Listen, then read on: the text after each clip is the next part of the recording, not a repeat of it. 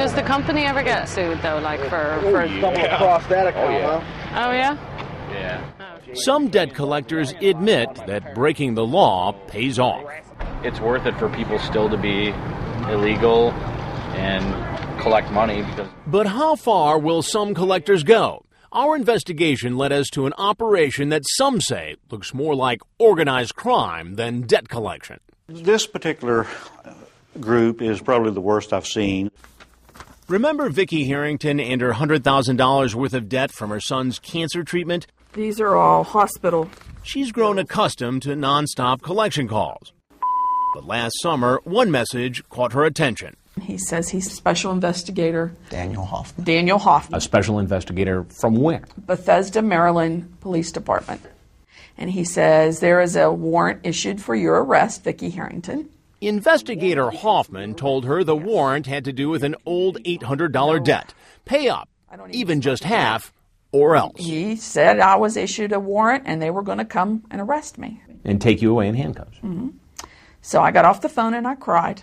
My son was scared to death that I was going to jail for something that I didn't even know anything about. We really didn't know what to do. We didn't know who to turn to. Across the country in Texas, another couple was getting similar calls with the same frightening news. So frightening, they still worry and asked us not to use their names. Last summer, they were expecting, with twins, when the messages started coming. Then you might as well pack your bags and grab your coat because the sheriff is coming to pick it up.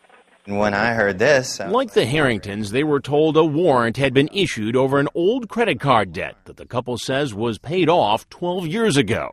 I've had 4 felony charges placed in my office against you. And it sure sounded like the police were already on their way. We are requesting forcible entry if necessary. I need to know whether or not there are any weapons on the premises, ma'am. When I heard this, we both started crying. My husband was afraid he was going to go to jail. It was like frantic, grab the dogs, grab some food, grab some clothes, let's get out of here. Frightened and hiding in a hotel, the couple called a lawyer, John Fugate, for advice. Fugate suspected it was a debt collector posing as law enforcement, and he urged them to keep the conversation going. Most of the collection agencies that are engaged in these type of tactics will deny that they ever engaged in those kind of tactics, so a tape recording is always good evidence. They invite us to listen in as they call the alleged investigators back. My name is Investigator Laura James. We've been trying to locate you, sir, in regards to this warrant we have here. The first woman they speak to says it's urgent they call someone named Hoffman if they want to avoid being arrested. That's the same name used by that so-called investigator who called the other couple, the Harringtons. You need to give Mr. Hoffman a call right now. So he tries to get Hoffman on the phone. Mr. Hoffman, how can I help you? I'm actually calling to inquire about a warrant. The man on the other end says the warrant has already been issued. This is a nonviolent felony offense, sir. But he has the authority to stop it. Basically, sir, if you want to be arrested, I can give you information how you can make the payment. That way the warrant can be rescinded. So do I send the money to you? Who do I pay? No. Okay. You're not a collector, sir. Okay. The man calling himself Hoffman says he's not a debt collector and tells them to wire money to a lawyer who's handling the account.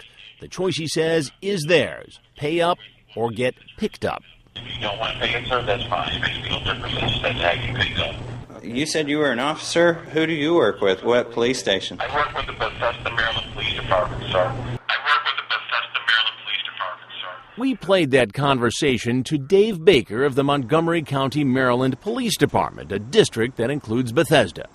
All fraud, all fake, all lies. He says there is no Daniel Hoffman in this department, and Maryland law enforcement is not in the business of issuing arrest warrants for debt collectors. I believe it's a criminal syndicate. I'm dealing with the express wishes of the district attorney and the judge to sign up for the warrant here. That's pretty aggressive. They are using very aggressive tactics. It was strictly a shakedown. So who's behind this operation? We wanted to find out, but it's not easy. For starters, the calls look like they're coming from Maryland, but that's a trick.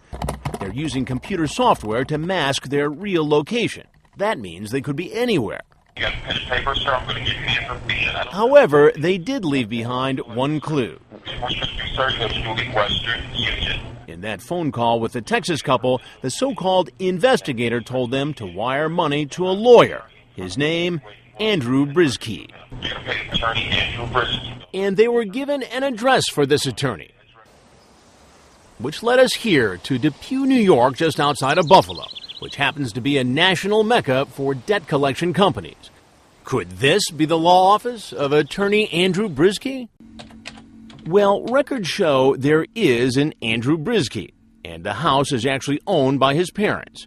But we couldn't find any record that Andrew Brisky is licensed to practice law in New York or anywhere else.